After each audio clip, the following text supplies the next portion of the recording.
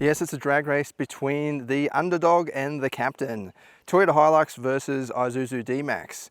Now, in my opinion, these two have been like siblings. It's the HiLux is the bigger brother and the D-Max is the little brother. Doesn't mean that they're inferior. Sometimes the little brother is stronger and more capable than the big brother. I just mean they both follow a very similar philosophy in that they're just rugged, dependable, no nonsense, not really so much about features and luxuries and so on, but just capability. Their reliability reputation is also excellent compared with many of the rivals.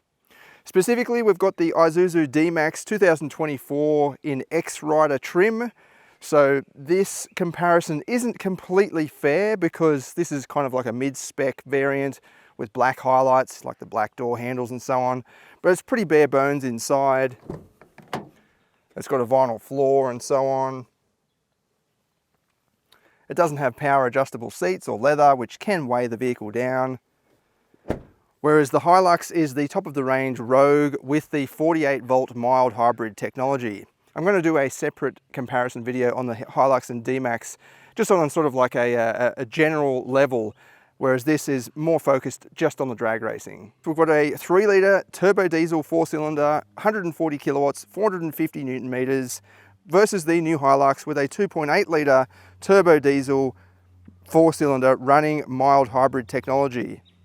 Now, I get the feeling that, although that's a pretty stupid statement, Toyota definitely knows, I think it knows its customers, whereas it definitely would know its customers. All brands know their customers pretty well. I think Toyota has gone with a very simple hybrid setup or mild hybrid setup with the HiLux. It's literally like a two-way alternator running off or hanging off the side of the engine. Because if you're in the outback and miners and so on that are in very remote locations, I don't think they're going to want a complex hybrid system yet. So Toyota has just fit this, basically a motor on the side of the engine. To keep things nice and simple, like I reckon you could pretty much take it off if you wanted to and the engine would run fine. I mean, the electronics might go a bit funny, not recognizing where that electric motor is. It's worth noting the D-Max in this particular comparison is around $12,000 cheaper than the HiLux. But again, I'm comparing a sort of mid-level or upper mid-level variant versus a top spec model. This particular D-Max does offer a better power to weight ratio than the HiLux.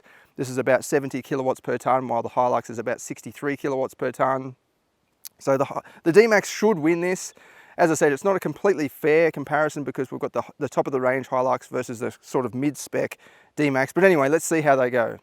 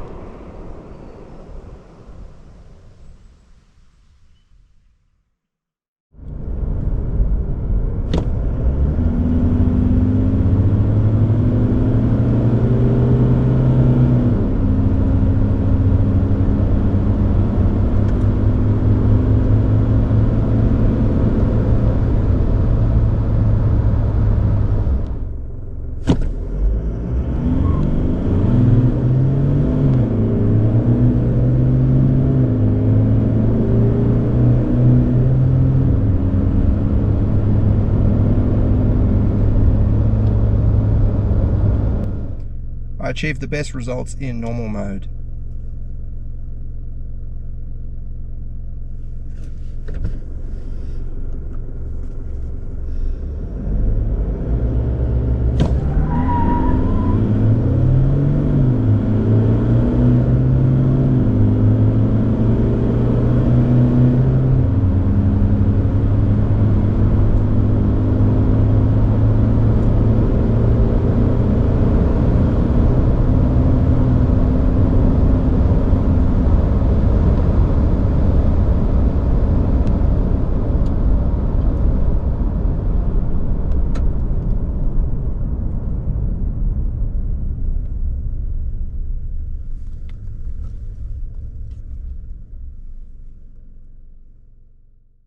There you have it. As you probably could have guessed, the D-Max just edges in front.